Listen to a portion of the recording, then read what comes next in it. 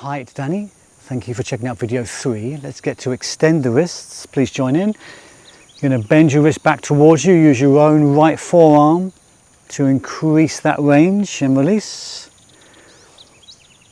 This is not forced. This is just a little light weighted stretch under here for the flexors and a gentle bit of contracting for the extenders.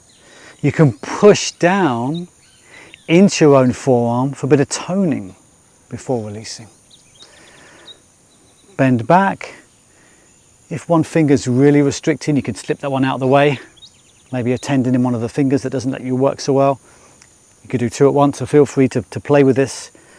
But roll that back and then apply some pressure. Push back, down, down, down, down, down. Release. The wall version would be to push carefully into a wall or something and then to drop the wrist down in towards that wall. Lower would be more challenging. Higher would be safer. Find your range. Lean in, easy shoulder blade, easy elbow. Weave a bit, play a light weighted stretch to extend the left wrist. Let's shake out. Let's change over. Let's use the left forearm, roll the back, move your body with this. Maybe take the strain a moment, nice stretch for the flexors, and then push down. Apply a light bit of self-tone before releasing. Again, do you want to work with one finger or be more specific? Maybe a particular pull somewhere, just nourish that. You can always do a bit of body work. If you find a certain location, you could massage in there.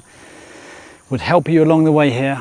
And yes, we could do this against something, drop down, heel of the hand in, lower, would create more challenge.